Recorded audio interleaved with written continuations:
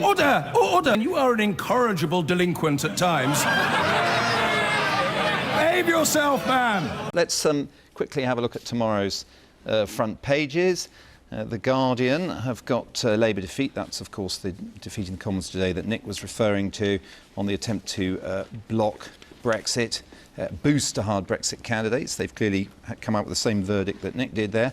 The Times, Johnson won't rule out suspending Parliament. That's their take on what was said this morning at the launch. And the Telegraph, which some people feel is becoming slightly the house journal of the Johnson campaign, going big. Now is the time to remember our duty to the people. A message from Boris Johnson. Well, we're joined now by Pippa Crerar, the political editor of The Mirror. Welcome. And she used to be on the politics beat for City Hall in the time when Boris Johnson was mayor. So you came into contact with him a great deal. I did indeed, yes. I know him very well from that time.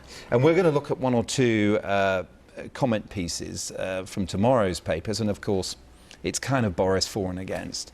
So there's Alison Pearson in The Telegraph is the first one we've got there on screen. Conservatives haven't had hope for a very long time. Honestly, they would be mad not to choose Boris.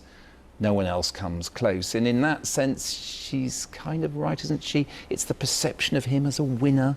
Yes, and this is a fairly slavishly adoring piece, really, and it's on the front page of the Daily Telegraph, and it rightly refers to his optimism and his upbeat demeanour. And one of the things that Boris Johnson has always done very well is to try and harness hope and to persuade.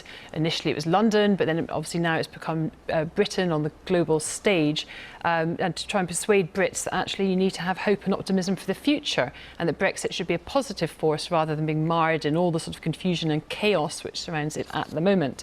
So he's always been a fantastic salesman, and I'd actually say from my time covering him in London, I think the thing that he did best was getting around and, as he put it, banging the drum for London, travelling around the world and talking up optimistically London as a place to invest. He had quite limited powers in the London mayoral role.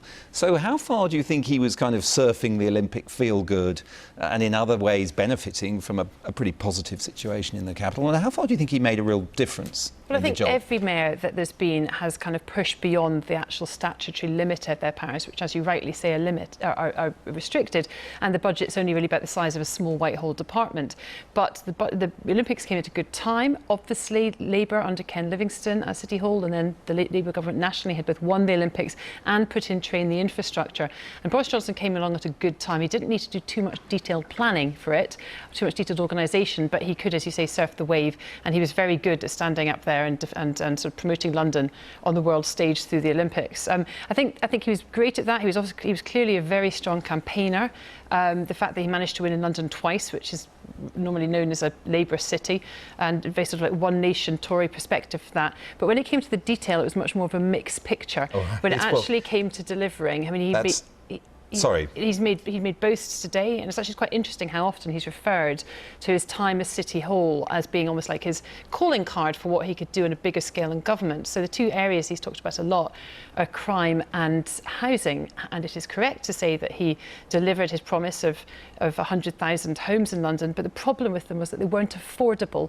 And what's the point of having them if people can't afford to live in them, and the housing crisis wasn't addressed? And on crime, he says, well, I brought it down. Look at the terrible state of London now, all this knife crime and murder and all the rest of it. And on knife offences, all knife offences, the rates were the same when he started as when he ended. Since you're fact-checking him, let's have a quick look at the other piece that we're flagging up, which is Nick Cohen's piece in The Spectator. And this obviously is a hostile piece of copy. Johnson believes in the advance of Johnson. That's all there is. There's nothing else. Rather similar to the line that Max Hastings had in The Guardian several years ago in a rather excoriating portrait of his former columnist. Yeah. What else do you find in this piece? So there's the comparison with Churchill, which obviously Boris Johnson wrote a book about Churchill, and what Nick Cohen claims is that it was less about a biography and more about trying to remind everyone hint to everyone that he actually was the modern day Churchill, and he certainly is one of Johnson's heroes. But he makes a rather unfortunate comparison. He says they both ignored party discipline and conventional routes of advancement. They both stayed in the wilderness for years, making their fortunes to journalism. Churchill was a man of principle, and so is ... hold on. Now, what Nick Kearn's doing here is tapping into the very real fear that many people have that Boris Johnson is motivated purely by his own personal advancement and not by any principle. And his position on Brexit, of course, which evolved over time from being, a Telegraph correspondent when he was fairly Eurosceptic. He used to write about bendy bananas from Brussels. All his time as London mayor, when he was fairly liberal, and then he suddenly become a hardline Brexiteer. Pippa, we're out of time. Thank you so much for running us through those.